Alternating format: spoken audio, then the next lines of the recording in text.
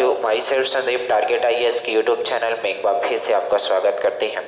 और आज से आपके लिए आपको पता होगा यार कि पुलिस कांस्टेबल की वैकेंसी आ चुकी है। और पुलिस कांस्टेबल की वर्दी अगर आपके जिस्म और जहान में होगी, कहने का मतलब एक जुनून होगा कि हमें पुलिस कांस्टेबल की वैकेंसी चाहिए, क्योंकि अब नहीं तो फिर समझ लो 4 साल बाद वैकेंसी आएंगी।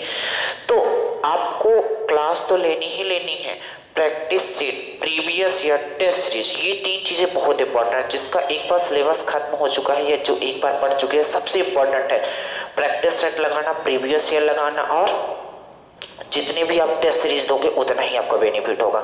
आप देखो कि हमारे पास कमियां कहाँ हैं। देखो, क्वेश्चन वहां पास कुछ चीजें होंगी जो ऑप्शन से आपको करनी होगी, कुछ चीजें होंगी जो आप क्वेश्चन को सॉल्व करके लगाओगे। लेकिन सब देखो, क्वेश्चन करने को सब कर लेते हैं, लेकिन टाइम मैनेज कैसे करोगे, वो शॉर्ट तरीका कैसे होगा, वो सारी बातें हम बताएंगे। चलो एक पेपर उठाते हैं। 19 अगस्त 2017 टाइमिंग था 9 बजे का। 2017 में पेपर हुआ था पुलिस का, और इसके बाद 2020 में हो रहा है। तो आप समझ रहे हो कि ये जब चुनाव वाले दिन आते हैं तभी मध्य प्रदेश सरकार जगती है और तभी कुछ वैकेंसीज निकालते हैं। इस बार 4000 वैकेंसी निकली है, कम नहीं निकली है। आपको एक वैकेंसी से मतलब है, 4000 से मतलब नहीं है, ठीक है। तो चलो वक्त जाया ना करते हुए अब प्रीवियस ईयर यहाँ चलेगा ही चलेगा धीरे धीरे। लेकिन अभी मैं आपको एक सेट कराऊंगा। अब देखना कि क्वेश्चन आते कैसे हैं, क्या लेवल रहता है। आप देखोगे कि कुछ क्वेश्चन हैं जो आपसे बिल्कुल बनते हैं, लेकिन कुछ क्वेश्चन एडवांस के आए हुए हैं जो आपसे हिलते नहीं हैं। तो सिलेक्शन उन्हीं का होगा जो सारे के सारे क्वेश्चन अटेम्प्ट करेंगे। हम तो कहते हैं मैथ रीजनिंग जो 60 से 70 नंबर आती है एक्चुअली में, वो आपको एक भी नहीं छोड़ना है। एक भी का मतलब एक भी नहीं छोड़ना है। अगर आपने एक भी छोड़ा तो समझ लेना जो सामने वाला बंदा है 1 नंबर ज्यादा कर जाएगा। तो आपको मैथ में गिना चुना चैप्टर नहीं पढ़ना है, जो जो आते हैं। ये नहीं कि अर्थमेटिक का percentage, profit loss, SIC, age problem, ये सारी बातें पढ़ लिया। एडवांस की बारी आई तो मेंसुरेशन, 2D 3D भी नहीं पढ़े, ट्रायंगल भी नहीं जानते क्या होता है। तो ये सारी बातें आज आपको समझ में आएंगी जब क्वेश्चन आपके सामने उपस्थित होगा तब। चलो स्टार्ट करते हैं। क्वेश्चन नंबर फर्स्ट से स्टार्ट कर देते हैं। तो ये है क्वेश्चन नंबर 4। जैसे क्वेश्चन नंबर है 4 नंबर, क्या है कि मैथ्स का सेक्शन एक पार्ट में है, बट ये है कहीं कहीं जीएस वाले में मैथ आ गया, कहीं कहीं साइंस वाले में मैथ आ गया। तो सारे का मैं नंबरिंग डाले जाता हूँ, आप समझ जाओगे। आप जब प्रीवियस ईयर ये वाला हम क्वेश्चन पेपर भी आपके टेलीग्राम चैनल पे सेंड कर देंगे, आप देख लेना ये पेपर 2017 में आया हुआ है, ठीक है। तो पहला क्वेश्चन आपके स्क्रीन में आ रहा होगा। क्वेश्चन नंबर 4 है। पहला क्वेश्चन है कि एबीसी के बीच 750 रुपए है, और 750 रुपए को एबीसी में इस प्रकार बांटना है कि ए अनुपाते बी 5:2 है, बी अनुपाते सी 7:13 है। तो ए को कितने रुपए, बहुत आसान है। जब हमने रेशियो एंड प्रोपोर्शन पढ़ाया था तो ये बातें हमने, ये क्वेश्चन आपको कराया था, हूबहू यही क्वेश्चन कराया था। यहाँ पास क्या दिया है, ए रेशियो बी कितना दिया है, तो आप बोलोगे 5:2 है। जबकि बी रेशियो सी कितना दिया है, तो आप बोलोगे 7:13 है। तो 750 रुपए को बांटना है। तो मेरे गौर से सुनना, अगर आपने हमारी क्लास ली है तो A ratio B ratio C, पहले हम इन्हें मिक्स रेशियो में बदलेंगे। जैसे आपने अगर क्लास ली है तो आपको पता होगा ये क्वेश्चन आप ऐसे ही देख के कर सकते हो। तो आपको कुछ नहीं करना, ए की जगह 5 था, बी की जगह कितना है 2 है, वहां बी की जगह 7 है और यहाँ कितना है 13 है। तो आप देखो यहाँ हमने बताया था जो बगल में जगह खाली होती है उसी को उतार लेना। ये 2 हो जाएगा, ये कितना हो जाएगा 7। आप देखो ये कितना हो जाएगा 35, ये कितना हो जाएगा 14, और ये कितना हो जाएगा 26 हो जाएगा। अब 750 रुपए को बांटना है, तीनों में बांटना है। तो हम इन तीनों को मिला लेते हैं। अब जब तीनों को मिलाने की बात करोगे तो आप गौर से देखना, ये 26 4 30 10 40 70 75 टोटली मिला के हमारे अनुसार आप देखो एबीसी का जो हमने रेशियो निकाला 75 आ रहा है, 75 यूनिट आ रहा है। जबकि क्वेश्चन ने बोला 75 यूनिट नहीं 750 है। तो 75 यूनिट 750 है, तो बोलो 1 यूनिट कितने के बराबर होगा, तो बोलोगे 1 यूनिट 10 के बराबर होगा। अगर 1 यूनिट 10 के बराबर होगा तो पूछा क्या था, ए को कितने रुपए मिलेगा। 1 यूनिट अगर 10 के बराबर है तो 35 यूनिट 350 के बराबर होगा। और यही सवाल क्या हो जाएगा आंसर। बात समझ। अगर आपने रेशियो एंड प्रोपोर्शन पढ़ा है तो ये क्वेश्चन सबसे सिंपल क्वेश्चन हमने रेशियो एंड प्रोपोर्शन बताया था कि इस टाइप से क्वेश्चन आते हैं। आप देख लो 2017 का पेपर उठा के देख लो, यही अंदाज आपका होना चाहिए। हालांकि ये समझाने के लिए इतनी चीजें करनी पड़ेंगी, वरना आप डायरेक्ट कहते कि ये कितना है, मन में ही कर लेते कि 35 14 26 यानी 75 यूनिट 750 के बराबर 1 यूनिट 10, तो 35 यूनिट 350, बस सवाल का आंसर हो जाएगा। ऑप्शन नंबर कौन सा हो जाएगा, डी नंबर। बात समझ आई कि नहीं आई, आगे बढ़े।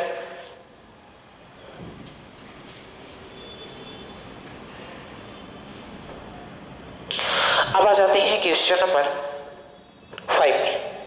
क्वेश्चन नंबर 5 में आज हम सारे मिक्स प्रैक्टिस से करेंगे, जितने भी प्रीवियस ईयर है मिक्स, लेकिन हम ऐसा कर रहे हैं कि टॉपिक बाय टॉपिक और chapter by chapter previous year किया जाए तो बेस्ट होगा, आपके लिए बेस्ट पहुंचेगा, तो यही करेंगे। लेकिन आज के लिए हम क्या करते हैं कि आप देख लो कि अंदाज क्या होता है पुलिस में पूछने का, मैथ्स का। मैथ्स किस अंदाज से पूछी जाती है, क्या क्या हमें पढ़ना चाहिए, पेपर का अंदाज लगना चाहिए आपको, ठीक है। एक दिन हम रीजनिंग का भी कर देंगे। चलो तो यहाँ बस बात है क्वेश्चन नंबर 5 में ये बोल रहा है, क्वेश्चन नंबर 5 है 60 किलोमीटर बराबर की चाल से चल रही एक कार 200 मीटर की दूरी तय करने में कितना समय लगे। तो आपको पता होगा यार समय बराबर क्या होता है, तो आप बोलोगे समय बराबर, जब टीएसडी पढ़ाएंगे तो आपको बताएंगे समय बराबर होता है दूरी बटे चाल। इन्होंने दूरी कितनी दे रखी है, तो आप बोलोगे 200 मीटर की दूरी है, ये मीटर में है, ध्यान रखना। और जो ये कितना है 60 किलोमीटर पर आवर है, तो इसे भी मैं मीटर पर सेकंड में बदल देता हूं। तो मीटर पर सेकंड में बदलने के लिए 5/18 का मल्टीप्लाई करोगे तो ये कितना हो जाएगा 18, ऊपर चला जाएगा। अब इसे जब आप काट दोगे तो ये सब चीजें मीटर पर सेकंड में हो गई, मीटर से मीटर कट चुका है, अब बचा है केवल सेकंड। तो कटेगा ये 0 से 0 कट जाएगा और 6 त्रिक कितना कटेगा, और 5 से कितना 4, 4 3 कितना आ गया 12 सेकंड आया है। बात समझो 12 सेकंड क्यों आया है, क्योंकि हमने इसे ये किलोमीटर पर आवर था, इसे हमने मीटर पर सेकंड में चेंज कर दिया है, तो 12 सेकंड आया है। क्या कि ऑप्शन में ये होगा 12 सेकंड, ऑप्शन में ये नहीं दिख रहा है, तो मिनट दिख रहा है, तो इसे मिनट में जब चेंज करोगे तो मिनट में चेंज करने के लिए आप 60 से भाग दे दोगे, तो कितना हो जाएगा, तो आप बोलोगे 1/5 मिनट, और यही सवाल का क्या हो जाएगा आंसर। नहीं यही बात समझ में, बात समझ में आ गई। इसी अंदाज से आपको पेपर को सॉल्व करना है। चलो आगे बढ़ते हैं। बहुत सिंपल सिंपल क्वेश्चन पूछे जाते हैं, ज्यादा पढ़ने की जरूरत भी नहीं है, लेकिन हम कहते हैं कि आपको पढ़ने की वो चीज जरूरत है, जैसे अर्थमेटिक आपसे आता है मैं मानता हूँ, एडवांस में फंसते हो तो वही चीज ज्यादा आपको प्रैक्टिस करनी है। एक बात और बता दें कि आप मजे लेने के लिए बस नहीं पढ़ना मेरे दोस्त, सिलेक्शन लेने के लिए पढ़ना। तो जो चीजें आपसे नहीं आती वो बार बार पढ़ो, हर बार पढ़ो, तब कहानी बन पाएगी कहीं ना कहीं। और रीजनिंग की जितनी प्रैक्टिस करोगे, क्योंकि यार रीजनिंग आती सबसे है, केवल आपको टाइम मैनेज कैसे करना है, कुछ चीजें हैं जो प्रैक्टिस से आती हैं, तो रीजनिंग प्रैक्टिस से ही आती है, तो वो आपको प्रैक्टिस करनी ही पड़ेगी, ठीक है। चलो तो क्वेश्चन नंबर है 6, क्वेश्चन नंबर 6 में आ जाते हैं। क्वेश्चन नंबर 6 ये बोल रहा है कि 5 से विभाजित होने वाली 3 अंकों की कितनी संख्याएं हैं। ऑप्शन है आपके पास 100, 180, 170, 10। तो 5 अंकों से विभाजित होने वाली 3 अंकों की संख्या, तो सबसे पहले आपको ये देखना पड़ेगा कि 5 अंकों से विभाजित होने वाली 3 अंकों की सबसे छोटी संख्या कौन सी है, तो आप बोलोगे 100 है, इसके बाद 105 है, इसके बाद 110 है, इसी तरीके से बढ़ते जाओगे। और 3 अंकों की सबसे छोटी संख्या जो होती है 999 होती है, लेकिन 999 5 से कटेगी नहीं, और क्वेश्चन ने बोला 5 से कटना चाहिए। अगर 5 से कटना चाहिए इसका मतलब है कि लास्ट वाली संख्या क्या रही होगी 995। अब ये बताना है कि हमने 100 से स्टार्ट किया, 105, 110, इस सीरीज में कुल कितनी संख्याएं हैं, यानी पूछ रहा है कि कुल कितनी ऐसी संख्याएं हैं 3 अंकों की जो 5 से कटेंगी ही कटेंगी। तो हमने एक बात बताई थी आपको, टोटल कोई भी सीरीज है टोटल नंबर ऑफ टर्म ज्ञात करना है, तो हमने एक बात बताई थी L इक्वल होता है A plus n-1 into T. Number system में जब हमने AP, GP, HP पढ़ाई थी, सारे के सारे वीडियो अवेलेबल है, आप पढ़ना तो चाहो तो फिर काम बन जाएगा। तो सबसे पहले यहां से हमने एक बात बताई थी, A का काम कौन करेगा, तो आप बोलोगे A का काम 100 कर रहा है। D का काम मैंने बताया था, D का मतलब होता है कॉमन डिफरेंस, इसको इसमें से माइनस कर दो, कितना आ जाएगा 5 आ जाएगा। इसके बाद L की बात किया जाए, L दिया हुआ है लास्ट नंबर यानी 995। इसके बाद किसी की जरूरत नहीं, बस अब रख देते हैं। L कितना है, तो आप बोलोगे 995 इक्वल हो जाएगा, A का मतलब होता है 100 प्लस N का मतलब नहीं पता, N निकालना है, और D का मतलब कितना है 5। आप तो ये 100 इधर आएगा, 995 में 100 घटेगा तो हो जाएगा 895 इक्वल कितना हो जाएगा, ये 5 में डिवाइड में लाऊंगा तो ये हो जाएगा n-1। ये कटेगा कितनी बार कटेगा, तो 5, 1, 3, 5 का 5 सते 35 और 4 बचा 5 9 45।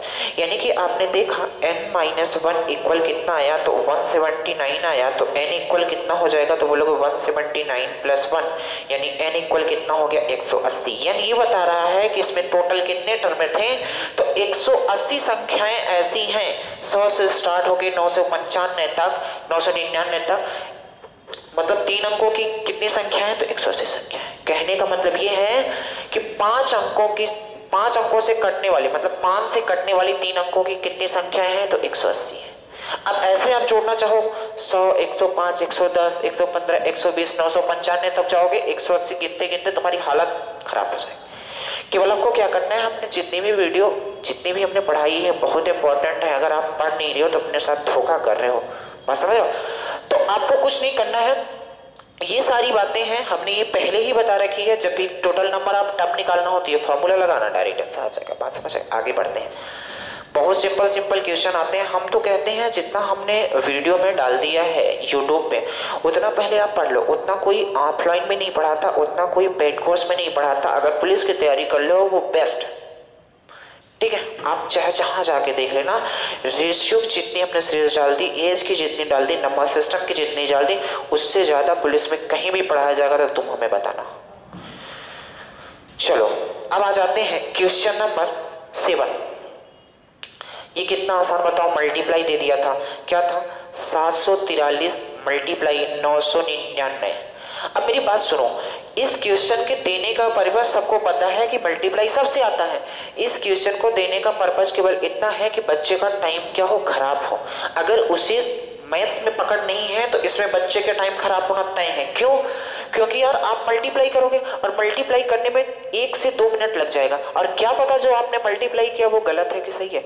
तो ये सब क्लास में बताई जाती है, आप कैसे करोगे। तो हमने इसको करने का तरीका ये किया, हालांकि हम डायरेक्ट करते हैं 74300 में इतने को हटा देते हैं, लेकिन समझ लो क्या मैं इसको ऐसा लिख सकता हूँ 743 मल्टीप्लाई 999 को मैं ऐसा लिख देता हूँ 1000 माइनस 1।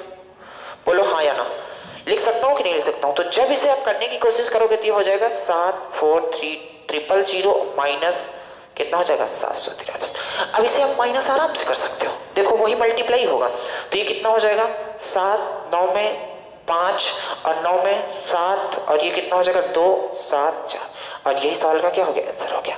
मल्टीप्लाई करोगे तो आपका टाइम खराब होगा, और मल्टीप्लाई करने का मतलब है कहीं गलत हो गया 7, 4, डबल 2, ठीक है। ये अंदाज होना चाहिए आपको मल्टीप्लाई करने का। अब ये क्वेश्चन किससे ना बन जाता, सबसे बन जाता, लेकिन दिक्कत ये है टाइम लगता। तो टाइम बचाने के लिए सारी तरीके आपको बताए जाएंगे। देखो मैथ के क्वेश्चन मैं उम्मीद करता हूँ सारे क्वेश्चन आप सॉल्व कर लोगे, लेकिन दिक्कत यहाँ आएगी कि आपको टाइम ज्यादा लगेगा। तो वो टाइम बचाने के लिए आपको तरीके सीखने पड़ेंगे कि आखिरकार तरीका क्या होगा एग्जाम में करने के लिए। तो आप देखो जैसे ही हमें 999 दिखा तो मैंने इसे तोड़ दिया। ये दिमाग में आपके तभी आ पाएगा जब आप प्रैक्टिस करोगे, बार बार क्लास में आओगे, तब आपके बातें समझ में आएंगी, ये पकड़ में आएगी कि हाँ ये चीजें हमें करनी है। तो 999 को इतना मैं लिख दूंगा और ये माइनस कर दूंगा कहानी का। अगर मुझे करना होता तो मैं डायरेक्ट इसको ऐसा करता 74300 लगाता और 743 पे माइनस कर देता, समझाना था इसलिए इतनी महाभारत करनी पड़ी और डायरेक्ट आंसर आ जाता। बात समझ रहा हूँ। ये सारी बातें आप सीख पाओगे जब वरना क्लास में होगे तो बहुत बेहतर आप समझ पाओगे, ठीक है। चलो तो आगे बढ़ते हैं, आ जाते हैं क्वेश्चन नंबर 8 में। क्वेश्चन नंबर 8 में, क्वेश्चन नंबर 8 ये बोल रहा है, आपके स्क्रीन पे आ रहा होगा, पिता और पुत्र की वर्तमान आयु का अनुपात 9:4 है। 5 साल बाद इनकी आयु का योग 75 है। पिता की बहुत आसान है, यहाँ पास है फादर और यहाँ पास है सन। 9:4 है। ये बोला ये प्रेजेंट टाइम की है, वर्तमान की है। ये क्या है, वर्तमान की है। बोला है कि 5 साल के बाद फादर प्लस सन दोनों की एज मिलाते हैं 75 हो जाता है। दोनों की एज मिलाते हैं 75 हो जाता है। तो आपको ये बतानी है पिता की वर्तमान आयु क्या होगी। बहुत आसान, देखना है यहाँ से एक्स वाई आपको कुछ नहीं मानना है। एक्स वाई तब करना है आपको जब क्लास में बैठोगे, तो क्लास में केवल सिखाने के लिए एक्स वाई किया जाता है। जब पेपर अटेम्प्ट करोगे तो अंदाज थोड़ा दूसरा होना चाहिए। देखो यहाँ फादर और सन मिला के 75 हो रहे हैं, तो मैं यहाँ पास फादर और सन को पहुंचा देता हूँ। एक बात बताओ, यहाँ पास फादर और सन दोनों को मिला के 75 साल योग आ रहा है। तो जब मैं वर्तमान में पहुंचना चाहूंगा, 5 साल पीछे पहुंचना चाहूंगा, तो आप बोलोगे पिताजी भी 5 साल कम होंगे और बेटा भी 5 साल कम होगा। इसका मतलब टोटल योग में 10 कम हो जाएगा। तो पिताजी और सन दोनों मिला के यहाँ पास, यहाँ 75 के थे तो यहाँ पास कितने के होंगे, तो आप बोलोगे 65। 5 कम नहीं होगा, 10 कम होगा। क्यों? क्योंकि पिताजी भी 5 साल कम हुए हैं और बेटा भी 5 साल कम हुआ, टोटल मिला के 10 साल कम होंगे। तो यहाँ पास देखो 65 साल आ रहा है। आप जब वर्तमान में यहाँ मिलाने की कोशिश करोगे, 9×4 कितना हो जाएगा 13 यूनिट की वैल्यू कितनी दे रखी है 65। तो 1 यूनिट की वैल्यू कितनी हो जाएगी, तो आप बोलोगे 1 यूनिट की वैल्यू 65 डिवाइडेड बाई 13, 13 50 65। 1 यूनिट 5 के बराबर है तो बताओ 9 यूनिट कितने के बराबर होगा? 45 और 4 यूनिट 36, वो 20। यानी कि बेटा यहाँ 20 साल के रहे होंगे और पिताजी यहाँ 45 साल के रहे होंगे। किसकी एज पूछी थी? तो आप बोलोगे हमसे पूछी थी पिताजी की एज क्या रही होगी, तो आप बोलोगे ऑप्शन नंबर फर्स्ट। बात समझ आई कि नहीं आई? ये अंदाज होना चाहिए आपको। चलो आगे बढ़ते हैं।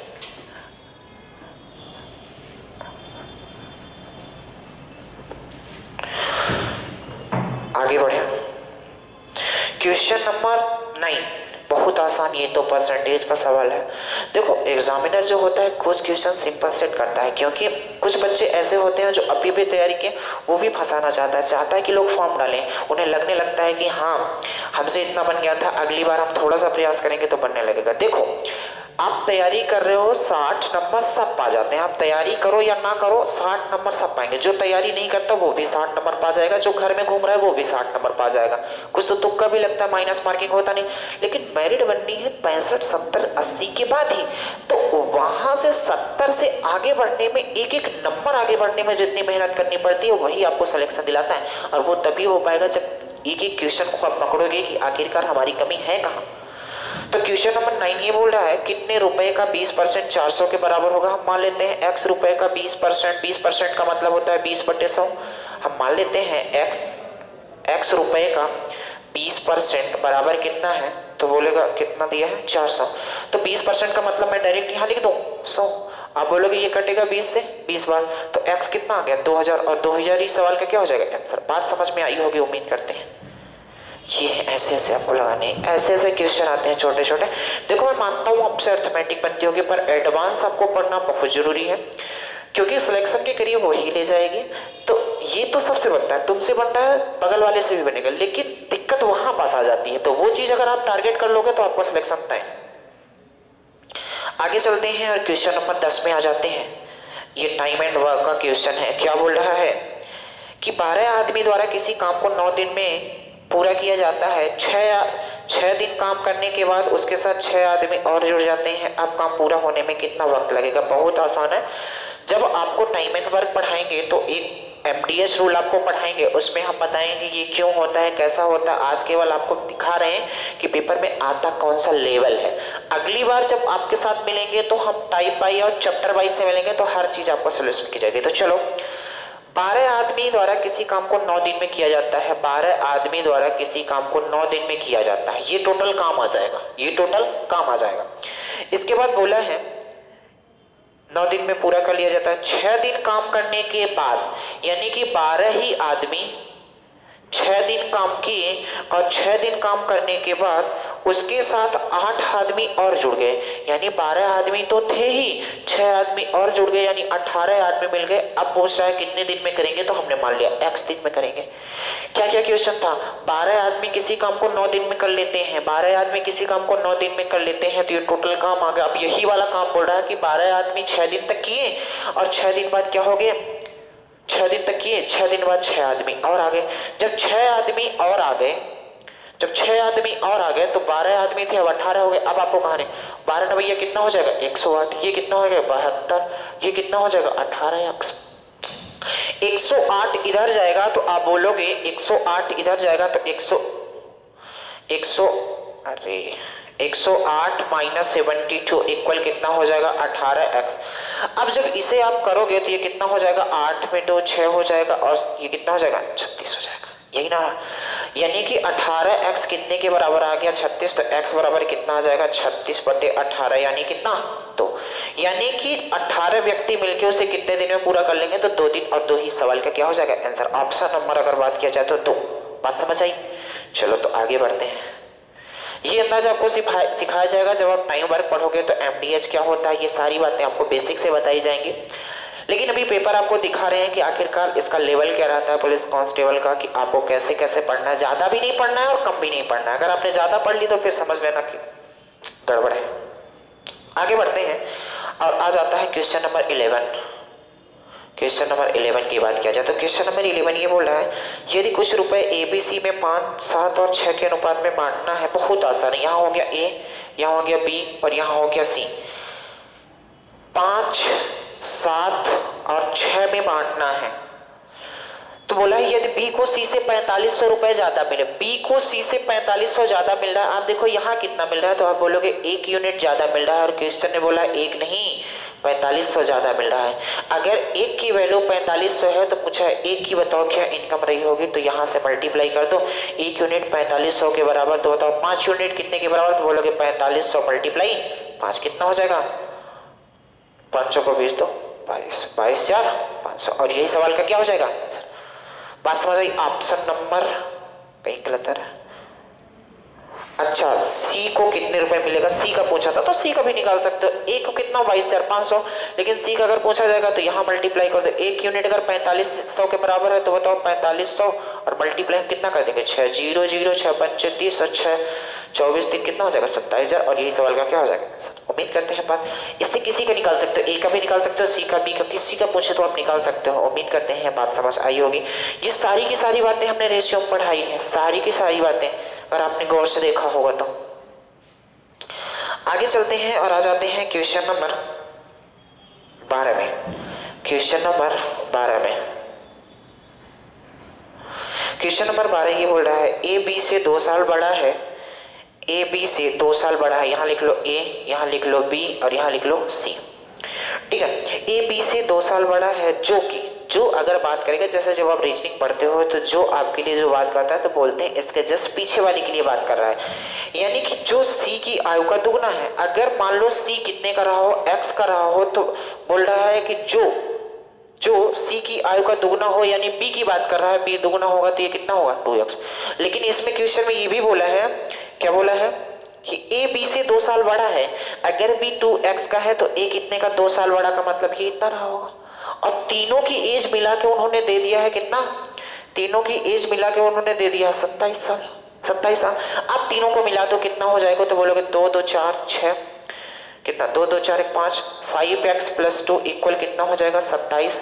तो यहाँ से 5x निकालोगे कितना 2 उधर जाएगा तो 25 होगा, तो x की इक्वल कितना हो जाएगा 5। अगर x 5 आया है तो पूछा a की बता दो, तो कितना हो जाएगा, x की जगह जैसे 5 रखोगे तो ये 5 2 10 2 कितना हो जाएगा 12। 12 ही सवाल का क्या हो जाएगा। बात समझ आई कि नहीं आई। ऐसे ही आपको करना है पेपर में, ये तभी आप कर पाओगे इतने जल्दी जल्दी क्वेश्चन जब आप प्रैक्टिस करोगे और क्लास में आओगे। क्लास में आने के बाद आप बार बार क्वेश्चन उठाओगे कि ऐसा क्यों, कब, कहाँ, कैसे होता है, और हर बार आप टेस्ट दोगे तो आपकी कमियां पता चलेंगी कि हमारे पास है। देखो 4 महीने आपके पास वक्त है, अगर 4 महीने आपने कष्ट कर लिया तो फिर आगे की जिंदगी बहुत ही आराम से बीतने वाली है। बात समझ आई। चलिए आगे चलते हैं। आगे क्वेश्चन नंबर आ जाते हैं 13 में। क्वेश्चन नंबर आ जाते हैं 13 में। तो क्वेश्चन नंबर 13 ये बोल रहा है कि ए और बी एक साथ किसी काम को 30 दिन में पूरा कर लेते हैं। 20 दिन काम करने के बाद बी काम छोड़ देता है। शेष काम ए द्वारा अकेले करने में 20 दिन अतिरिक्त समय लगता है। बी अकेला उस काम को कितने दिन में पूरा करेगा। यही एमडीएस से सवाल ये भी आया है। क्या बोला है, ए और बी अपनी क्षमता के अनुसार किसी काम को करने में 30 दिन का समय लेते हैं। तो 30 दिन हमने कर लिया। अब यही वाला काम करना है, ए और बी अपनी क्षमता से 30 दिन में काम किए थे, अब यही वाला काम करना है और 20 दिन काम करने के बाद बी छोड़ देता है। लेकिन 20 दिन तक तो ए और बी ने साथ में काम किया था, 20 दिन तक ए और बी ने साथ में काम किया था और बी छोड़ दिया। अब जब बी छोड़ दिया तो बचा कौन, ए, और बोलता है कि ए जो है उसे 20 दिन में और खत्म कर देता है, यानी ए अपनी क्षमता के 20 दिन और खत्म कर देता है। तो आपसे पूछा गया है कि आप बताओ बी अकेले उस काम को कितने दिन में कर लेगा। यहां से हम एफिशिएंसी निकाल सकते हैं। तो आप बोलोगे कितना हो जाएगा, 30A + 30B इक्वल हो जाएगा 20A + 20B + 20A। ए को एक साइड कर लो और बी को एक साइड कर लो, वहां से एफिशिएंसी निकलेगी। तो मैं ऐसा काम करता हूं कि बी को इधर लाता हूं, तो ये कितना हो जाएगा 30A माइनस, मैं बी को इधर लाता हूं, कितना हो जाएगा 30B माइनस 20B इक्वल हो जाएगा 40A माइनस 30A। तो आप बोलोगे यहां से कितना हो जाएगा 10B इक्वल हो जाएगा 10A के, तो ये कट जाएगा। तो आप देखोगे A/B कितना आ जाएगा, तो बोलोगे 1/1, यानी कि जो A की क्षमता रही होगी एक दिन में करने की वो 1 रही होगी, B की क्षमता 1 रही होगी। अब आपको कुछ नहीं करना है, पूछा है बी कितने दिन में काम कर पाएगा। अगर बी पूछा है कितने दिन में कर पाएगा तो पहले आप टोटल वर्क निकालो। तो आप बोलोगे यहाँ पास मैं 1 रख देता हूँ, यहाँ पास 1 रख देता हूँ, क्योंकि इनकी क्षमता कितनी है, 1 है। तो 1 + 1 2 और 30 दूना कितना हो गया 60। या तो आप इस इक्वेशन में रख दो, तो इस इक्वेशन में रख दो। तो 30 दूना कितना, टोटल वर्क कितना आ गया हमारे पास 60 आ गया। अब वो पूछ रहा है कि बी कितने दिन में करेगा, तो कार्य बटे कार्य क्षमता, बी की क्षमता कितनी है, काटोगे तो कितना आ जाएगा 60। 60 इस सवाल का क्या होगा आंसर। ये बातें आपको ज्यादा तब समझ में आएंगी जब हम टाइम वर्क पढ़ा देंगे तब। हालांकि जैसे रेशियो हमने पढ़ा दिया है तो आपको रेशियो के क्वेश्चन आराम समझ में आ रहे होंगे, लेकिन अगर टाइम वर्क की बात किया जाए तो एमडीएस क्या होता है, कैसे होता है, ये सारी बातें जब आप पढ़ लोगे तब ज्यादा आप समझ पाओगे। लेकिन अंदाज यही होना चाहिए आपका, ऐसे ही जल्दी जल्दी आपको करना है। वरना आप अगर फ्रैक्शन से करते हो टाइम एंड वर्क तो आप फंसोगे, ये बात डन है।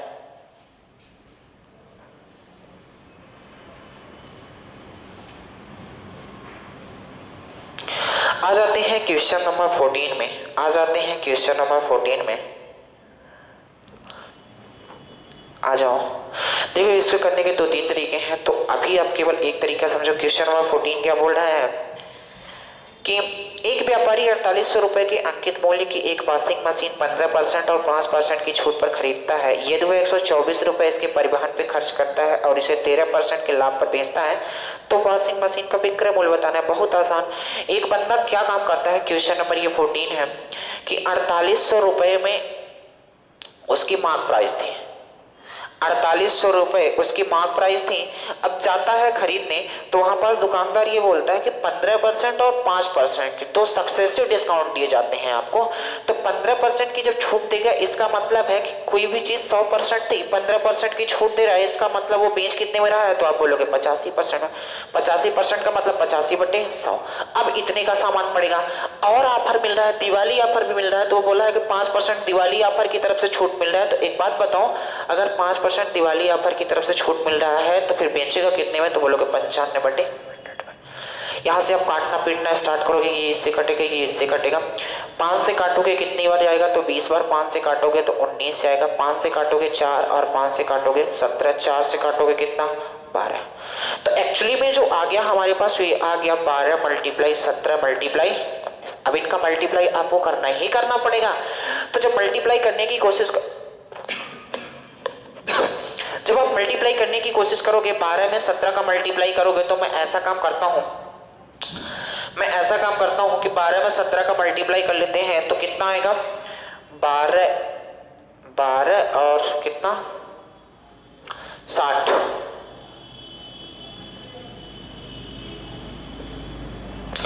हाँ 12 144 प्लस कितना हो जाएगा, 12 × 5 = 60।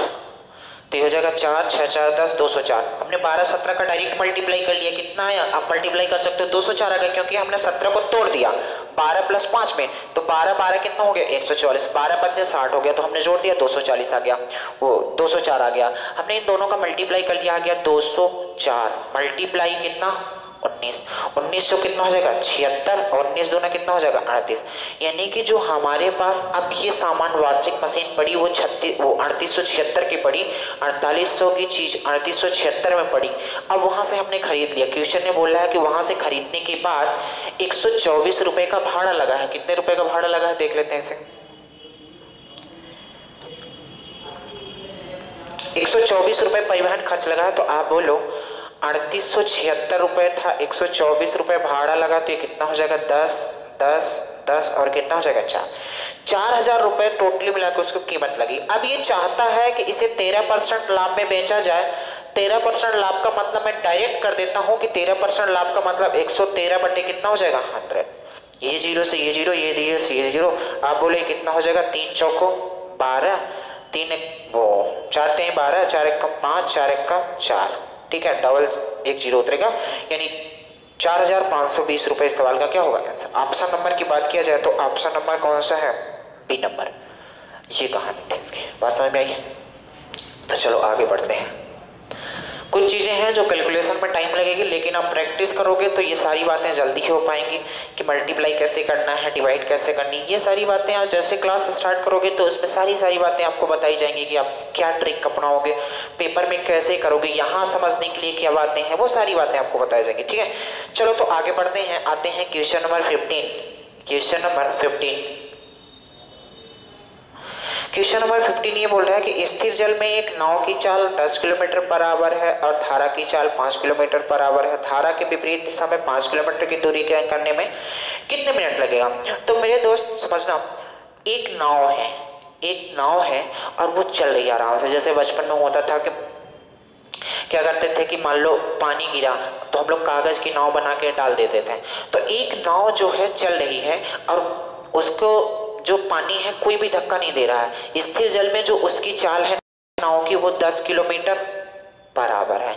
लेकिन जब धारा चलने लगती है तो जो धारा की चाल होती है वो बोला है 5 किलोमीटर पर आवर है।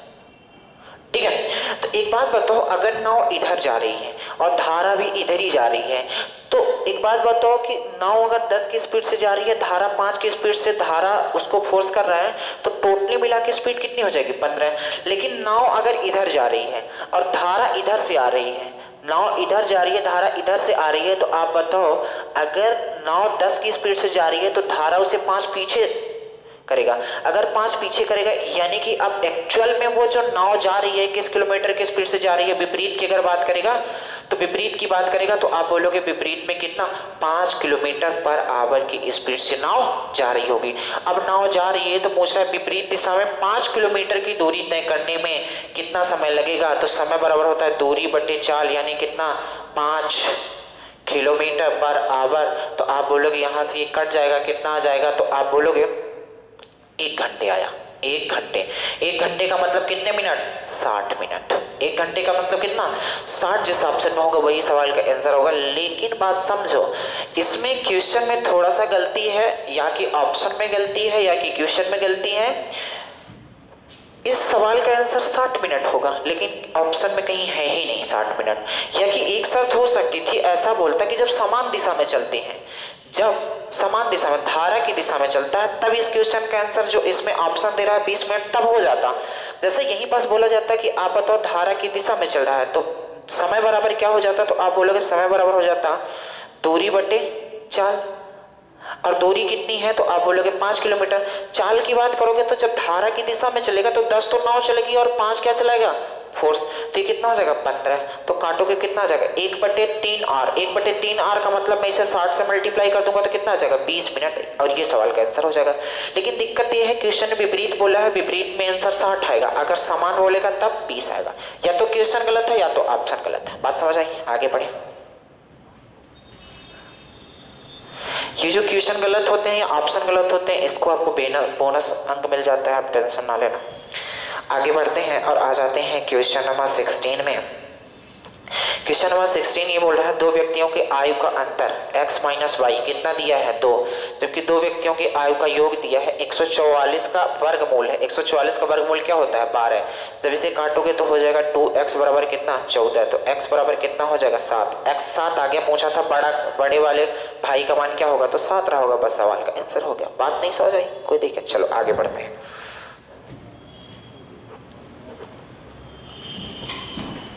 क्वेश्चन नंबर आ जाते हैं 16 में। अच्छा, ये क्वेश्चन नंबर 16 था। अब आ जाते हैं क्वेश्चन नंबर 17 में। क्वेश्चन नंबर 17 में ए की आयु उसके पुत्र की आयु की 6 गुनी है। यहाँ ए लिख लो और यहाँ लिख लो पुत्र, तो ये पिता रहा होगा। ए की आयु उसके पुत्र की आयु की कितनी है? 6 गुनी। तो इसे अगर मैं x मानता हूं तो ये कितना रहा होगा? 6x रहा होगा। ऐसा ही ना, क्योंकि ए की आयु जो बोला है पुत्र की आयु की 6 गुनी, तो हमने 6 गुना कर दिया। अब आगे बढ़ो। ए के पिता की आयु, ए के भी पिता है। जब ए के पिता की बात करते हैं, ये तो इसका पिता हुआ एक्चुअली में। अब ए के पिता की आयु जो है वो कितनी है? ए के पिता की आयु उससे 40 वर्ष अधिक है, यानी इससे 40 वर्ष अधिक है। तो यहाँ ए के पिता की बात बोल रहा है, तो कितना है? 40 वर्ष अधिक, यानी 6x + 40 होगा। हाँ कि ना? क्वेश्चन ने जो बोला है ये थोड़ा एज का घुमाऊ क्वेश्चन है। इन्होंने बोला है ए की आयु उसके पुत्र की आयु की 6 गुनी, तो हमने 6 गुना कर दिया। अब बोल रहा है ए के पिता की आयु उसकी आयु के, मतलब ए की आयु से 40 वर्ष अधिक है, तो 6x हमने 40 कर दिया। बात समझ आई? अब बोल रहा है कि उनकी कुल आयु मिला के 118, तो हम भी सभी को मिला देते हैं। जैसे ही मिलाओगे तो 6 6 12 और 13, कितना हो जाएगा 13x प्लस 40 इक्वल कितना है 118 के, क्योंकि यही बोला है सबको मिला तो 118 के बराबर है। तो यहाँ से 13x निकालने की कोशिश करोगे तो 118 माइनस कितना हो जाएगा 40, तो यहाँ से 13x की वैल्यू कितनी आ जाएगी, तो आप बोलोगे ये कितना हो जाएगा 8 11 50 7, तो x की वैल्यू कितनी आ गई, तो x की वैल्यू बोलोगे 6 आ गई। अगर x की वैल्यू 6 आ गई तो पूछा क्या था, कहाँ गया, पूछा था a की आयु कितनी होगी, तो a की आयु की बात करोगे तो ये कितना हो जाएगा 6 छंगा 36 वर्ष, और यही सवाल का क्या हो जाएगा आंसर। नहीं बात समझ आई, चलो आगे बढ़ते हैं।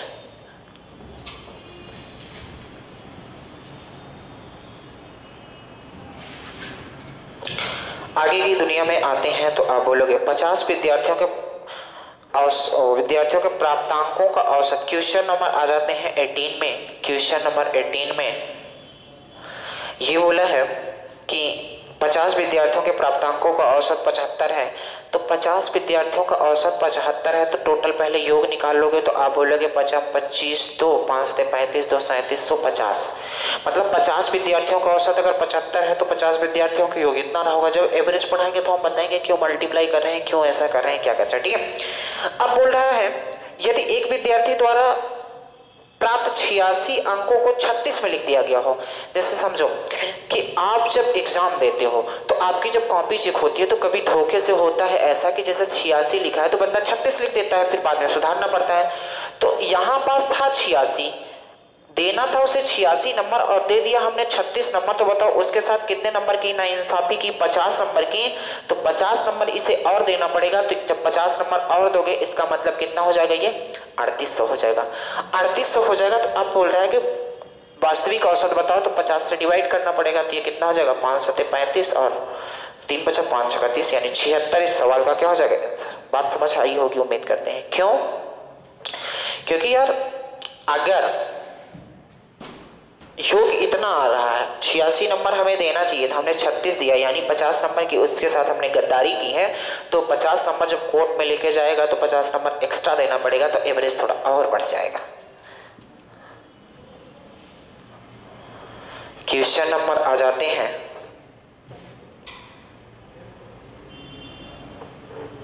19 में। 15 लोगों के एक समूह में लोगों की औसत 45 वर्ष थी, 2 व्यक्तियों के निकल जाने पे औसत 5 वर्ष बढ़ जाता है। निकलने वाले व्यक्तियों की संख्या बताओ, बहुत आसान है। 15 व्यक्तियों की जो औसत थी वो 45 थी, तो पहले इनका हम निकाल लेते हैं योग, तो 15 बचा 75 7 रहा होगा और 15 चौको 60 675 रहा होगा। इसके बाद 2 व्यक्ति निकल जाते हैं तो 13 बचता है, 13 लोग बचते हैं, बोलता है औसत जो होता है कितना बढ़ जाता है 5। अभी 45 से 5 बढ़ेगा तो कितना हो जाएगा 50 गुणे कितना हो जाएगा 13, तो ये कितना हो जाएगा 650। तो आप बताओ कितना, जो 2 लोग बढ़े हैं तो आप यहां से देखो 2 लोग बढ़ रहे हैं, 2 लोग का जो योग आया होगा 25 आया होगा। अगर 2 लोग का योग 25 है मेरे दोस्त, योग 25 है तो औसत इतना हो जाएगा, काटोगे तो कितना हो जाएगा 12.5, और यही सवाल का क्या हो जाएगा आंसर हो जाएगा। बात समझ आई कि नहीं आई। ये सारी बातें जब आप एवरेज पढ़ोगे तो जल्दी जल्दी आपको बताई जाएंगी क्यों हम डिवाइड कर रहे हैं, क्योंकि एवरेज में बताया जाएगा कि आंकड़ों का योग बटे आंकड़ों की संख्या, ये सारी बातें आपको लास्ट में बताई जाएगी। केवल आपको ये आज दिखाने की कोशिश कर रहे हैं क्वेश्चन का लेवल होता क्या है और सॉल्व कैसे करना है, ठीक है। आगे बढ़े,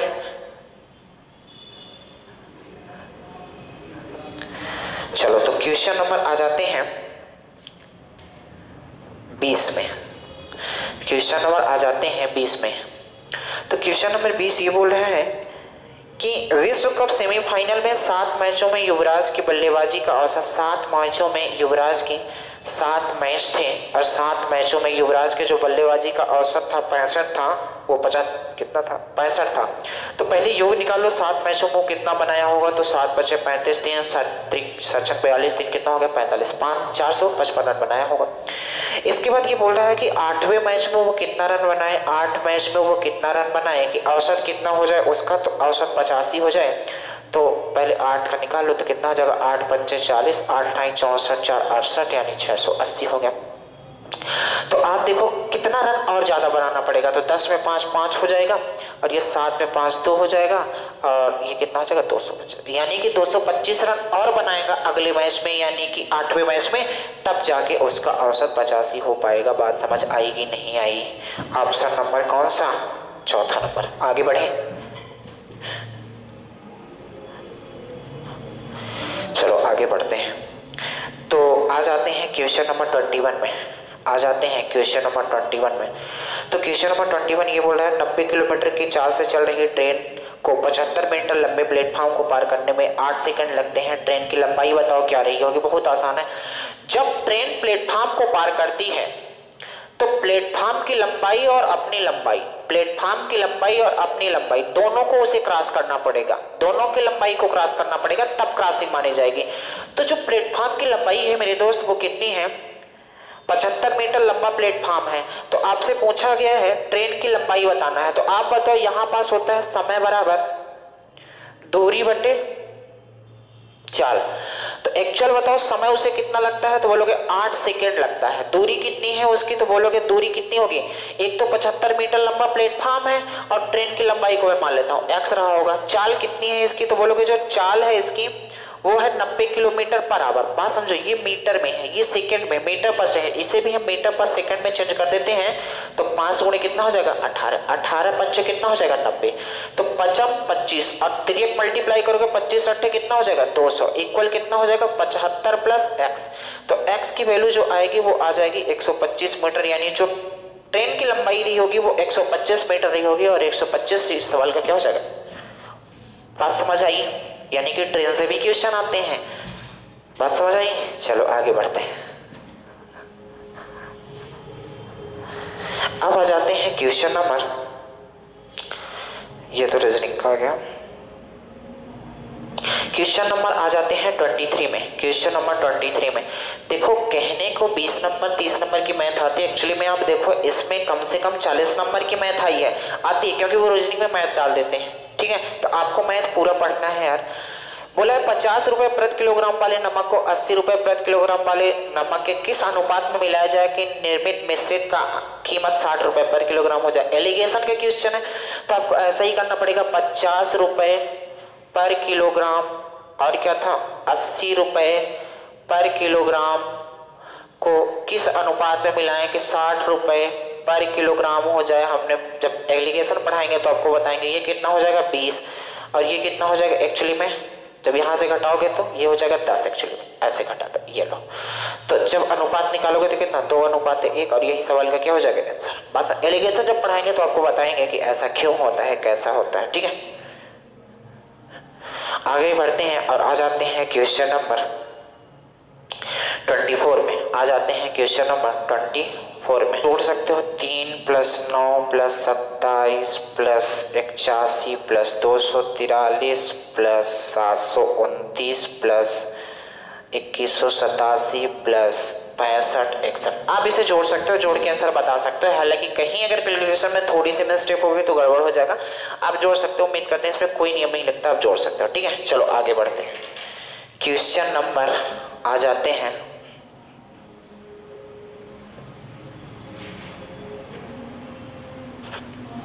25 में। एवरेज निकालना था। क्वेश्चन नंबर 25 में आ जाते हैं और एवरेज निकालना है। क्या है एवरेज है 62 + 54 + 44 + 36 + 28 + 22 डिवाइड कर दो उसी संख्या से 1 2 3 4 5 6 6 से डिवाइड कर दो। एवरेज बस निकालना था तो आराम से निकाल सकते हो। पहले तो इनको जोड़ो। आप क्या कर सकते हैं, एक तरीका और था कि आप इन्हें क्या कर सकते हो, कुछ एवरेज मान सकते थे। एक्चुअली में आप जोड़ लो। ये कितना हो जाएगा 2 6 4 10 6 16 16 4 24 16 4 20 4 24 तो 26 कितना हो जाएगा 6 2 कैरी आएगी 2 4 3 7 4 11 11 5 16 16 4 20 2 22 2 24 बटे 6 6 चौको 24 और 6 कम एवरेज कितना आ जाएगा 41 और 41 इस सवाल का क्या हो जाएगा ऑप्शन नंबर 4 के बाद। बात समझिए, आगे बढ़े। अब आ जाते हैं क्वेश्चन नंबर 26 में।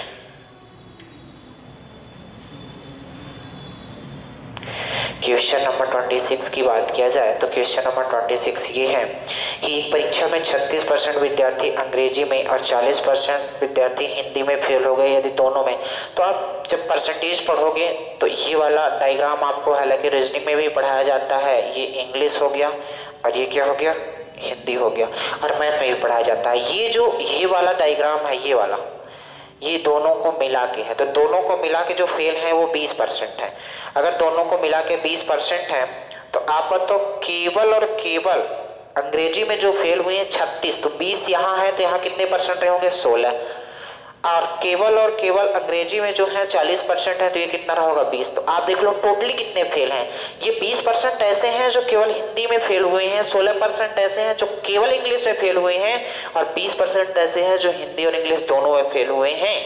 तो आप कहो 20 20 40 10 50 56% ऐसे लोग हैं जो किसी न किसी सब्जेक्ट में फेल हैं। तो पास कितने लोग हैं, तो आप बोलोगे पास 100 माइनस 56 यानी कितना 44, कितने परसेंट 44% लोग पास होंगे। बात समझ आई कि नहीं आई?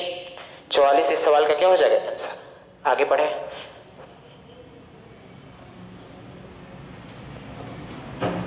आ जाते हैं क्वेश्चन नंबर 27 में। क्वेश्चन नंबर 27, अब आपको ये पता होना चाहिए, यहां से एडवांस के क्वेश्चन आना स्टार्ट हो गए, एडवांस आपको आना भी चाहिए। ये बोल रहा है, कहां गया,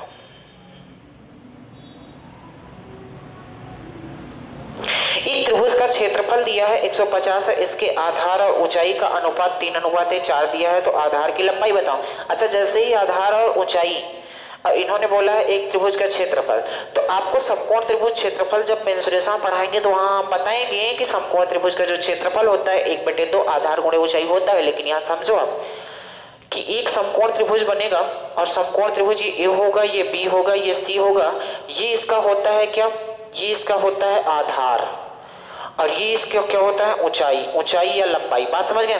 तो जब इसके क्षेत्रफल की बात करोगे समकोण त्रिभुज के क्षेत्रफल की, तो बोलोगे ये होता है 1/2 आधार गुणे ऊंचाई, ये होता है फॉर्मूला।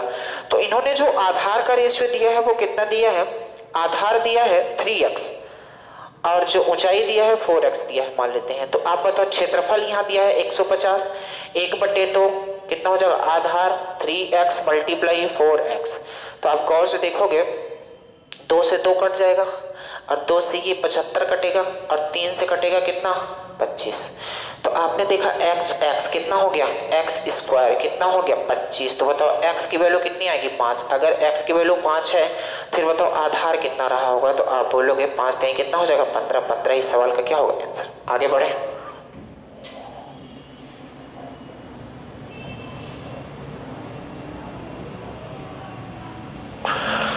चलो आ जाते हैं और आते हैं क्वेश्चन नंबर 28 रीजनिंग का है।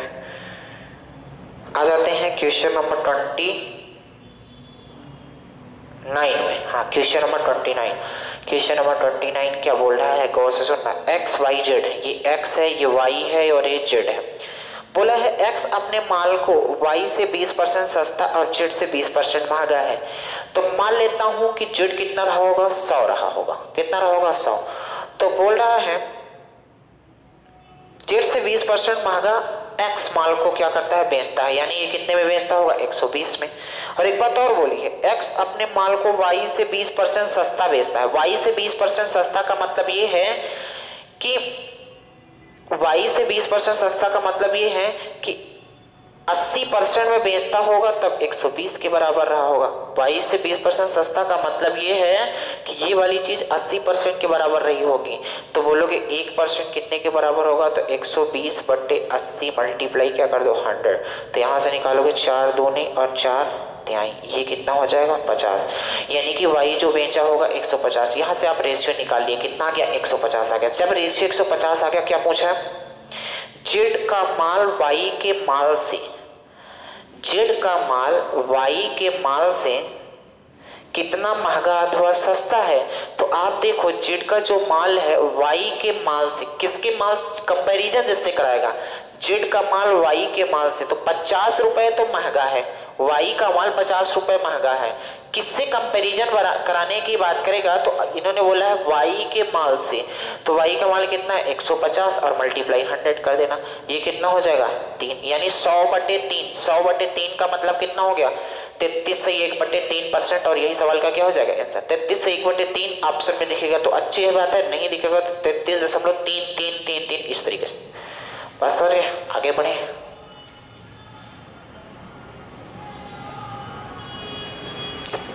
चलो आगे चलते हैं।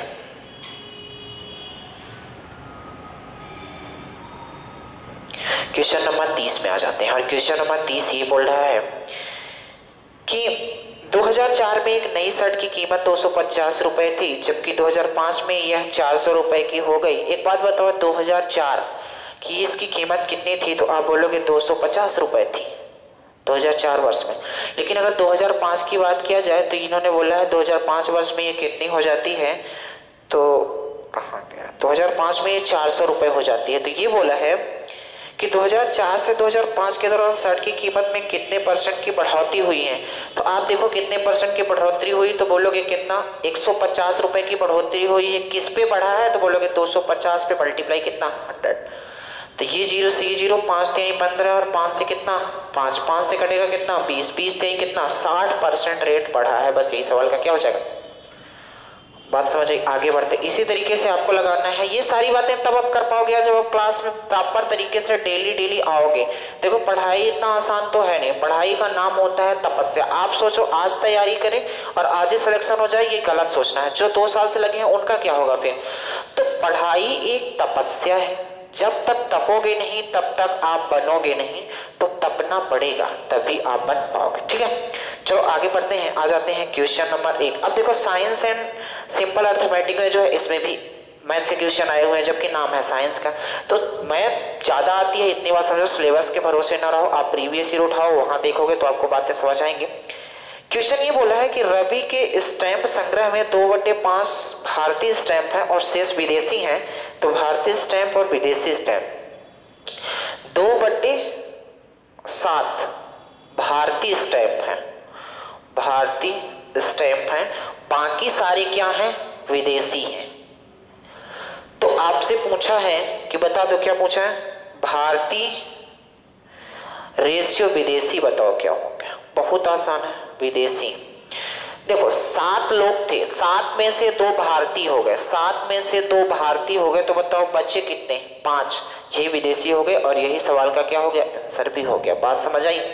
आगे बढ़ते हैं,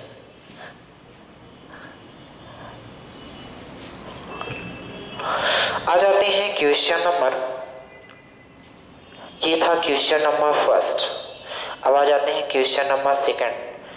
क्वेश्चन नंबर 2 में ये बोल रहा है कि हम जो है -1/5 को किस संख्या से गुणा करें। मान लेते हैं x से गुणा करेंगे तो कितना आ जाएगा, 9/25 आ जाएगा। गौर से देखना, x बराबर कितना होगा, तो 9/25। ये इधर जाएगा तो कितना हो जाएगा, 5/, यहाँ लगा रहेगा, इसे काटोगे कितना, 5। तो x की वैल्यू एक्चुअल में कितनी आ गई, -9/5। और यही सवाल का क्या हो जाएगा, यानी कि हम -9/5 से भाग देंगे तो उस सवाल का आंसर आ जाएगा। बात समझ आई। आगे बढ़ते हैं और आ जाते हैं क्वेश्चन नंबर किसमें, 3 में। क्वेश्चन नंबर 3 की बात करते हैं। क्या था, एक व्यक्ति एक वस्तु को 550 रुपए में बेचता है, 550 रुपए में बेचता है। बेचता है का मतलब क्या है, ये है एसपी, सेलिंग प्राइस। और वह क्रय मूल्य पे 1/10 का लाभ कमाता है। क्रय मूल्य पे कितना, 1/10 का लाभ कमाता है। कितना कमाता है, लाभ कमाता है। तो यहां से बातें आपको समझनी पड़ेगी। आपसे पूछा क्या है, इसका लाभ प्रतिशत क्या रहा होगा। गौर से देखना, ये नीचे वाली वैल्यू क्रय मूल्य का बोला है, क्रय मूल्य का 1/10 लाभ कमाता है। इसका मतलब है कि 10 रुपए क्रय मूल्य रहा होगा तो उसमें से 1 रुपए लाभ कमाता है। यानी कि 10 रुपए हम खरीद के लाए थे, 1 रुपए लाभ कमा रहे हैं। तो बताओ एक्चुअल में हम बेचे कितने रुपए में हैं, तो आप बोलोगे एक्चुअल में हमने बेचा है 11 यूनिट में। बेचा है कि नहीं, 10 में खरीदा था, 1 रुपए लाभ लेके बेचा 11 यूनिट में, जबकि बोल रहा है 11 में नहीं बेचा, 550 में बेचा है। 11 यूनिट 550, तो बोलो 1 यूनिट कितने के बराबर आएगी, तो 1 यूनिट 50 के बराबर आएगी। अगर 1 यूनिट 50 है, इसका मतलब लाभ की अगर बात करेगा तो कितने रुपए रहा होगा, तो 50 रुपए लाभ रहा होगा। अगर लाभ पूछता तो केवल 50, लेकिन लाभ परसेंटेज पूछ रहा है तो 50 बटे नीचे हर समय क्रय मूल्य आएगा, तो कितना जाएगा, 550 मल्टीप्लाई कितना, 100। ये 0 से ये कितना, एक सेकंड क्रय मूल्य पूछा ना, नीचे हर समय क्रय मूल्य आएगा। तो लाभ कितना हो गया 50। अच्छा क्रय मूल्य कितना होगा आपको पता है, 1 यूनिट अगर 50 के बराबर है तो क्रय मूल्य नीचे वाली बात थी तो कितना हो जाएगा 500 और मल्टीप्लाई कितना 100, 100 बच्चे और 5 दाहम, यानी लाभ कितना हो जाएगा उसका 10% और 10% इस सवाल का क्या हो जाएगा आंसर। बात समझ आई, आगे बढ़े। अब आ जाते हैं क्वेश्चन नंबर 4 में, और क्वेश्चन नंबर 4 अलजेब्रा का क्वेश्चन है। क्या बोला है गौर से देखना, ये पूछा है यदि 3x + 2y इक्वल दिया हुआ है 12 तथा बोला है x × y इक्वल दिया है 6, तो आपको फाइंड करना है, क्या फाइंड करना है कि 9x² + 4y² क्या होगा। बहुत आसान है, इसको देख के पता लग रहा है कि किस तरीके से आ सकता है, तो कुछ ना करो इनको वर्ग कर दो, क्या कर दो वर्ग दोनों तरफ। अब जैसे ही करोगे तो a + b का होल स्क्वायर सबको पता होता, नहीं पता तो यही तो हम सिखाएंगे क्लास में कि आप एडवांस को भी कैसे खेलोगे। तो ये कितना हो जाएगा 9x² प्लस ये कितना हो जाएगा 4y² a² + b² plus 2ab, 2 3 6 दूनी कितना हो जाएगा 12xy इक्वल कितना हो जाएगा 144। आप देखना 9x² + 4y² प्लस 12 और xy की वैल्यू कितनी दी है 6 इक्वल कितना हो जाएगा 144। यहाँ से कितना हो जाएगा 9x² + 4y² इक्वल हो जाएगा 144 और 12 × 72 उधर जाएगा। तो आप देखो 9x² + 4y² कितना हो जाएगा, तो बोलोगे 14 और ये 7, यानी कितना आ जाएगा 72। इस सवाल का क्या हो जाएगा आंसर। बात समझ आई। इस तरीके से आपको अलजेब्रा में भी चीजें बताई जाएंगी, आप किस तरीके से कर सकते हो। चलो आगे बढ़ते हैं और आगे आ जाते हैं क्वेश्चन नंबर 5 में। अब देखो ये भी अगर आपको थोड़ा भी मतलब एडवांस का नॉलेज होगा तो एडवांस मैथ आपसे बहुत आसानी से बनेगी, और एडवांस के बहुत बेसिक क्वेश्चन पूछे जाते हैं। ये बोला है कि एक वृत्त में यदि जीवा सीडी, एक वृत्त बना लो पहले आप क्या कर लो, क्वेश्चन नंबर 5 की बात कर रहे हैं तो एक आप पहले वृत्त बना लो। आपको पता होता है जो वृत्त होती है और वृत्त के ये जो एक परिध से दूसरी परिध को मिलाने वाली रेखा, एक छोर से दूसरी छोर को मिलाने वाली जो रेखा होती है वो जीवा कहलाती है। अगर यही जीवा बीचों बीच चली जाए तो उसे क्या बोला जाता है, आप बोलोगे इसे बोला जाता है व्यास। क्या बोला जाता है, इसीलिए बोला जाता है वृत्त की सबसे बड़ी जो जीवा होती है वो क्या कहलाती है, व्यास कहलाती है। अब इन्होंने एक बात बोली है कि एक वृत्त में यदि जीवा सीडी, मैं इसको कुछ मान लेता हूँ x रहा होगा y रहा होगा, एक जीवा सीडी है तो जीवा सीडी मैं यहां बना लेता हूं C और D। एक जीवा सीडी है कोई दिक्कत नहीं। एक वृत्त में यदि जीवा सीडी की तुलना में जीवा AB, यहां इसका केंद्र होगा वृत्त का, वो मान लेते हैं। जो AB है वो कहां हो, वृत्त के केंद्र के पास हो, अधिक निकट हो। तो AB ऐसा बनाते हैं कि ये निकट हो, तो यहां लिख लो A और यहां लिख लो B। एक बात आपको बता दें कि जो ये बीचों बीच लाइन गई है ये वृत्त की सबसे बड़ी जीवा है, वृत्त की सबसे बड़ी जीवा है, यानी कि सेंटर के पास पहुंचता है। जैसे ही जीवा सेंटर यानी केंद्र के पास पहुंचता है तो वो लाइन यानी वो जीवा बड़ी हो जाती है। तो ये पूछा था कि इसमें से बड़ी कौन सी होगी, ये बड़ी होगी कि AB बड़ी होगी कि CD। तो आप देखो वृत्त के केंद्र के सबसे करीब कौन है, तो आप बोलोगे वृत्त के केंद्र के करीब, उन्होंने क्वेश्चन में बोला है कि AB केंद्र के करीब है, तो AB अगर केंद्र के करीब है इसका मतलब AB बड़ी होगी कि नहीं। अगर AB बड़ी होगी तो CD छोटी होगी। तो यही पूछा था कौन बड़ी और कौन छोटी होगी। तो ऑप्शन नंबर आप देखोगे 3 कि AB बड़ी होगी किससे, CD से। बस यही सवाल का क्या हो जाएगा आंसर। अगर पूछा जाता कि वृत्त की सबसे बड़ी जीवा क्या कहलाती है तो व्यास। बात समझ आई। ये भी क्वेश्चन आते हैं। आगे बढ़ते हैं, आ जाते हैं क्वेश्चन नंबर कहां गया,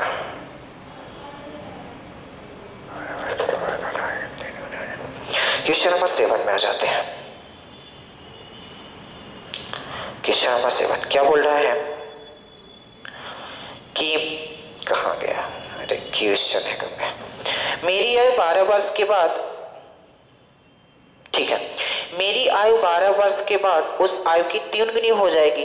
मान लो प्रेजेंट टाइम में, ये प्रेजेंट है, वर्तमान है।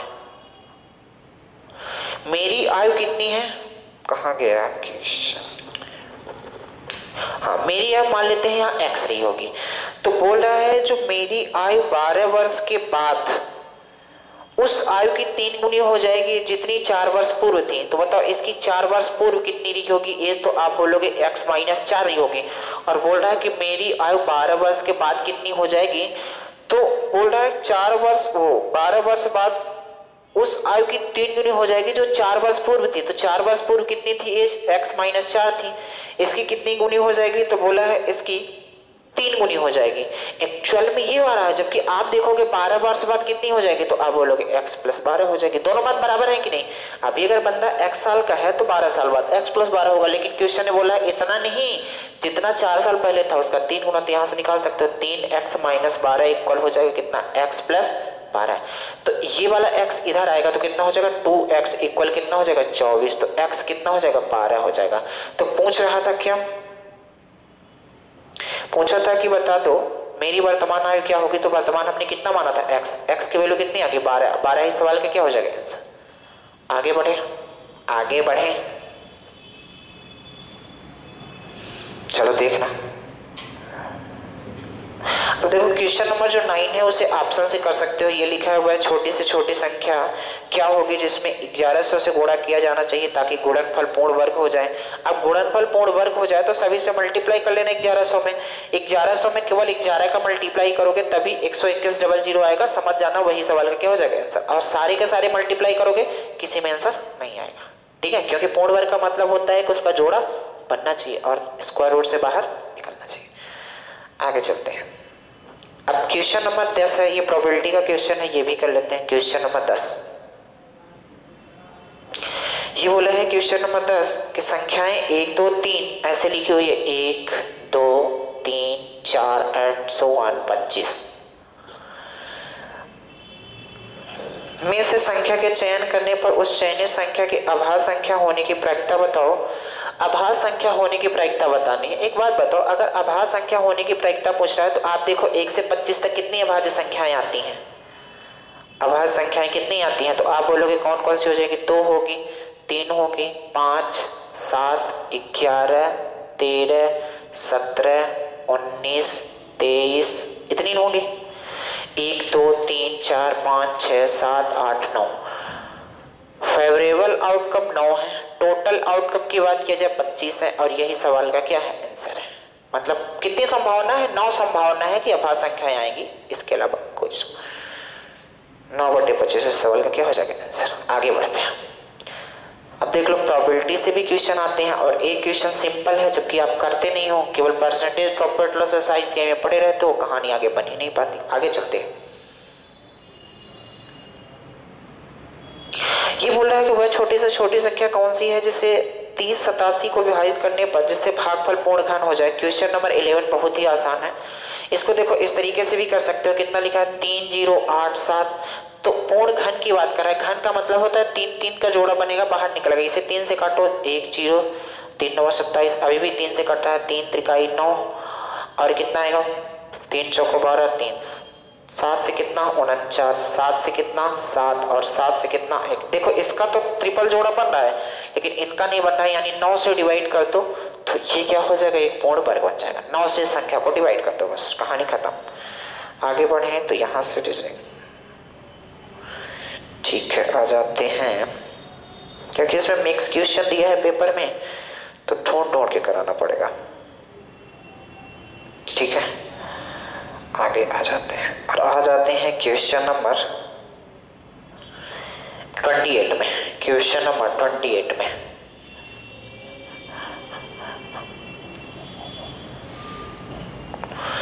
क्वेश्चन नंबर 28 में क्या बोल रहा है। क्वेश्चन नंबर 28, राज ने 10% वार्षिक साधारण ब्याज पर 5000 रुपए का ऋण लिया और उस धनराशि को 15% वार्षिक चक्रवृद्धि ब्याज पर अन्य व्यक्ति को दे दिया। 2 वर्ष के बाद उसे कितना लाभ होगा। एक बात बताओ, राज ने 5000 रुपए उधार लिया था, ठीक है।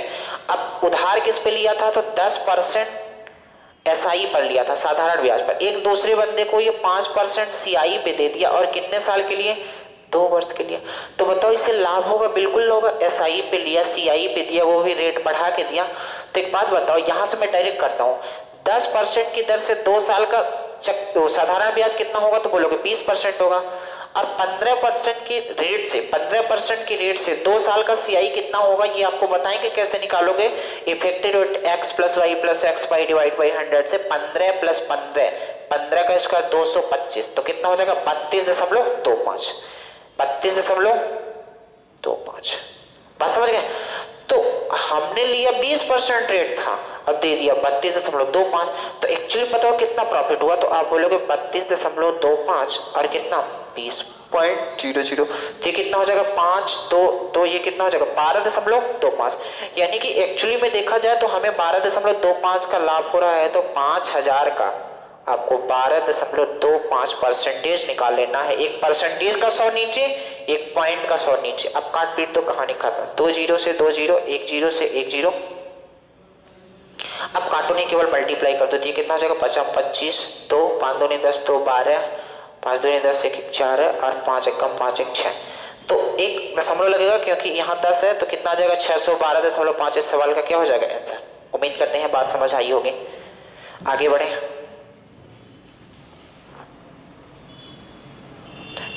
ऐसे ही करोगे तभी आपका एग्जाम क्लियर हो पाएगा यार। अगर सोचो कि पूरा अब लगा दें, कुछ लोग CI में ट्री बनाने लगते हैं, कुछ लोग पता नहीं क्या क्या बनाने लगते हैं, कुछ लोग होते हैं इसमें लगा देते हैं 115/100 मल्टीप्लाई 115/100, फिर मल्टीप्लाई करो, फिर टाइम खराब करो, दिमाग खराब कर रहे हो। आगे बढ़े तो आ जाते हैं क्वेश्चन नंबर 29। क्वेश्चन नंबर 29 क्या बोल रहा है मेरे दोस्त, तो आप गौर से सुनना। इन्होंने बोला है एक फिगर दिया है, ये लाइन एंगल का है, और लाइन एंगल में हम उम्मीद करते हैं आप पढ़े होंगे लाइन एंगल, यूट्यूब में वीडियो डली है। तो जैसे एक लाइन एंगल टेंगल का एक क्वेश्चन है, ये ऐसा दिया, बड़ा सा बनाते हैं, 1 सेकंड।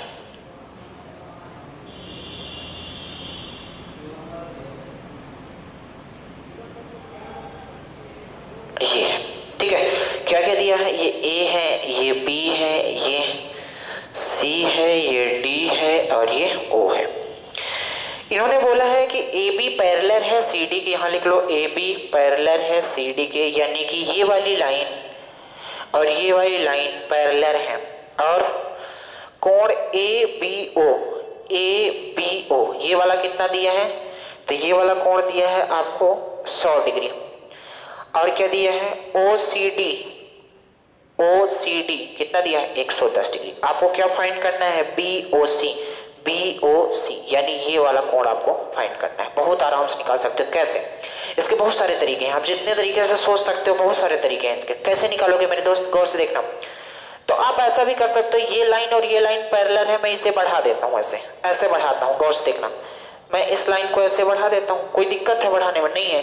तो आप गौर से देखना, अब ये लाइन और ये लाइन क्या हो गई, पैरेलल हो गई।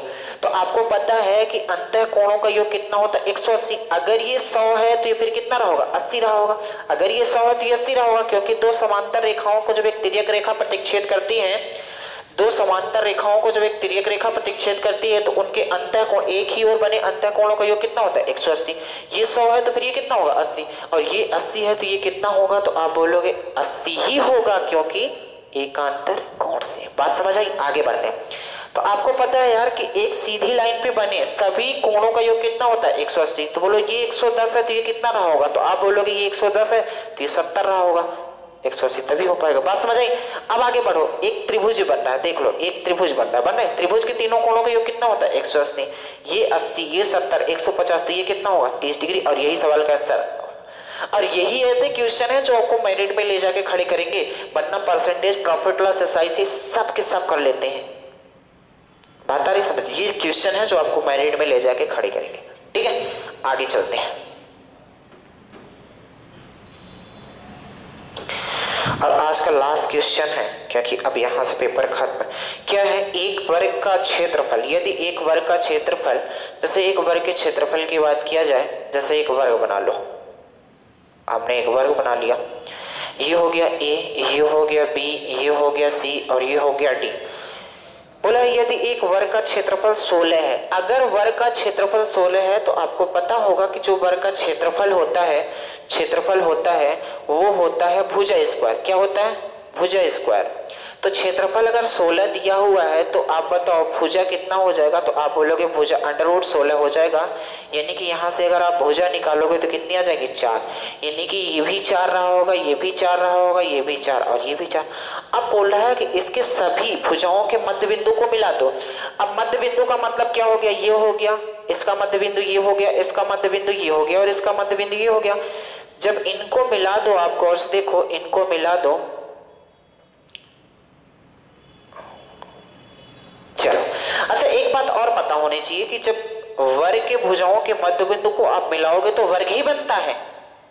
ये बात तब आप अच्छे से समझ पाए होंगे, जैसे आपने हमसे एडवांस पढ़ा होगा तो यहाँ पास हमने प्रूव करके दिखाया था कि वर्ग के अंदर मध्य बिंदुओं को जब हम मिलाते हैं तो मध्य बिंदुओं को मिलाने से जो आकृति का निर्माण होता है वो वर्ग ही बनेगा, वो वर्ग ही बनेगा। इसी तरीके से हमने रेक्टेंगल में भी मिला के दिखाया था, आपको पैरेललोग्राम में भी मिला के दिखाया था। तो अब बात समझो, अगर ये मध्य बिंदु मिला है तो ये बात तो कंफर्म है, अगर टोटली 4 है तो ये कितना हो जाएगा 2 और ये कितना हो जाएगा 2। और आपको एक बात और पता होनी चाहिए क्या, कि वर्ग का जो प्रत्येक कोण होता है वो 90 डिग्री होता है। तो आप गौर से देखना, मैं जिसको थोड़ा सा मोटा करने की कोशिश कर रहा हूं, गौर से देखना। आप बताओ ये एक ट्रायंगल दिख रहा है कि नहीं, ट्रायंगल दिख रहा है। और किस तरीके से ट्रायंगल दिख रहा है, तो आप बोलोगे राइट एंगल ट्रायंगल यानी समकोण त्रिभुज दिख रहा है। और आपको पता है यहाँ 90 डिग्री बन रहा है और 90 डिग्री के जस्ट सामने वाली वो जो भुजा होती है उसे कर्ण बोला जाता है। तो आप जब पाइथागोरस लगाओगे, ये 2 है, ये 2 है, जब पाइथागोरस लगाओगे तो ये कितनी हो जाएगी, तो बोलोगे 2 कितना हो जाएगा 2। तो आपको पता है अंदर वाली जो साइड है वो क्या है, वर्ग ही बनती है। तो ये 2 है तो ये भी 2 होगी और ये भी 2 होगी और ये भी 2 होगी। तो अब पूछा है कि जो अंदर बना है वर्ग उसका क्षेत्रफल क्या होगा, तो क्षेत्रफल जब भी निकालना होगा तो आप बोलोगे भुजा स्क्वायर, भुजा कितनी है 2 का होल स्क्वायर, यानी कितना हो जाएगा 8 सेंटीमीटर या मीटर स्क्वायर, जो भी रहा होगा वही सवाल का क्या हो जाएगा। बात समझ में आई।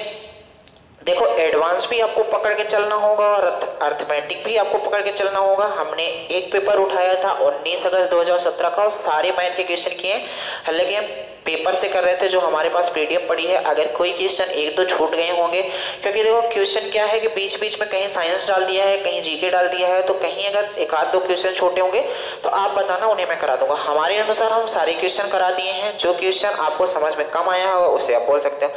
हालांकि समझ में क्या, मैं केवल इसलिए आपको ये दिखाया हूँ कि पुलिस का लेवल क्या है, किस टाइप से आता है। और मैं ये भी बताने की कोशिश किया हूँ कि आप अर्थमेटिक पढ़ रहे हो, पूरी दुनिया सब चीज़ पढ़ रही है, तो आपको थोड़ा लेवल को बढ़ाना है। लेवल को बढ़ाने का मतलब ये है कि एडवांस भी पढ़ना है। आप देख लो, ये क्वेश्चन आप छोड़ते हो तो समझो आपकी मूर्खता है, समझ लो। तो हमें वो चीज़ें पकड़नी है जो कोई नहीं पकड़ रहा है, तभी आपका सिलेक्शन हो पाएगा, तभी आप मेरिट में आ पाओगे। नहीं तो वो सारी कहानी तो सब कर रहे हैं, 60-70 सब पा जाते हैं। मेन है कि 80+ कैसे आओगे, बात समझ। तो चलो आज के लिए इतना ही करते हैं यार। अब उम्मीद करते हैं जब हम आगे रखेंगे तो प्रीवियस ईयर, जब आगे सीरीज रखेंगे तो उसमें चैप्टर वाइज और टॉपिक वाइज होगा। वरना आपको सुझाव दे सकते हो कि हम किस तरीके से प्रीवियस ईयर चलाएं कि ना चलाएं। आप कोई सुझाव दोगे तो चलेगा, अगर प्रीवियस ईयर का सुझाव नहीं दोगे तो नहीं चलेगा, यहीं से बंद कर देंगे, ठीक है। चलो आज के लिए इतना ही करते हैं, बाकी नेक्स्ट डे करेंगे।